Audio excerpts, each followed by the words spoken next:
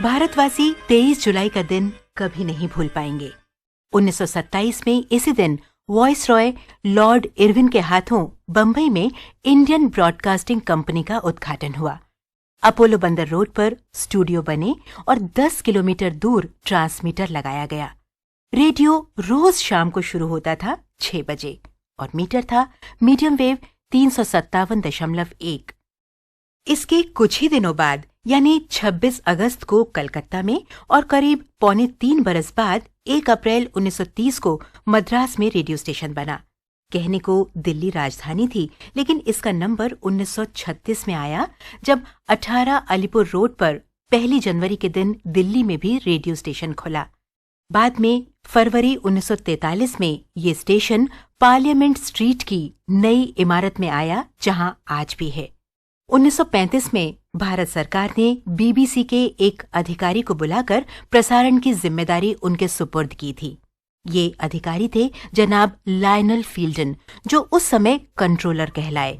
फील्डन साहब ने जब अपनी कुर्सी संभाली तब तक इंडियन ब्रॉडकास्टिंग कंपनी का नाम हो चुका था इंडियन स्टेट ब्रॉडकास्टिंग सर्विस यानी ISBS।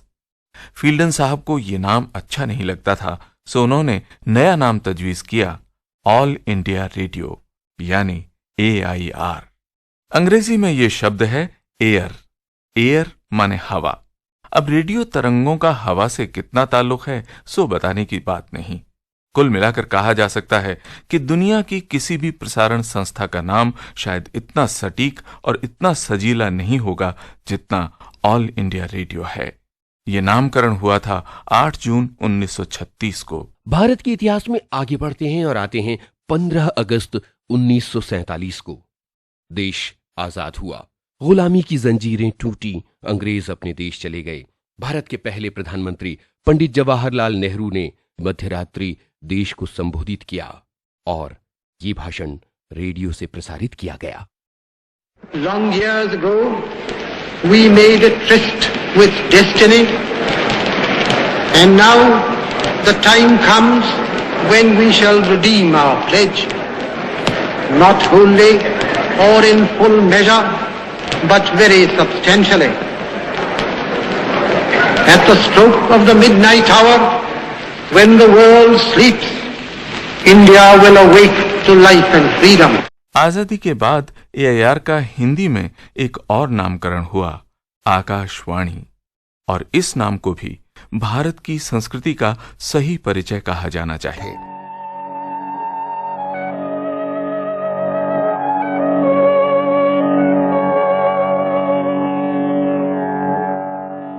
ये सिग्नेचर ट्यून के निर्माता थे जनाब वॉल्टर कॉफमैन। अगर आवाज की कहानी लिखनी हो दोस्तों, तो शायद भारत में उसकी नायिका आकाशवाणी को ही कहना पड़ेगा, क्योंकि यहां जितनी भी कमाल की आवाजें हैं सब इसी की गोद में गूंजी हैं। जितने भी गाने वाले सुरीले सितारे हैं उन सब की चमक इसी आकाशवाणी की अंगुली थामकर लोगों के दिलों में उतरी है। शायद इसीलिए इस बात में कोई आश्चर्य नहीं कि फिल्म संसार में जिन्हें सब लोग दीदी कहकर बड़ी बहन का आदर देते हैं, वो स्वर सम्राज्ञी लता मंगेशकर भी आकाशवाणी को बड़ी बहन मानती हैं।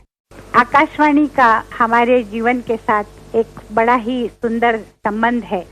वैसे आकाशवाणी का जन्म जो हुआ है वो मेरे जन्म से पहले है, तो आकाशवाणी अगर वाणी है तो वो मेरी बड़ी बहन है।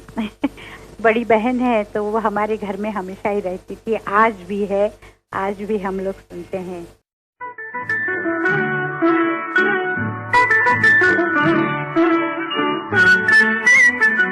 ज्योति कलश छलके,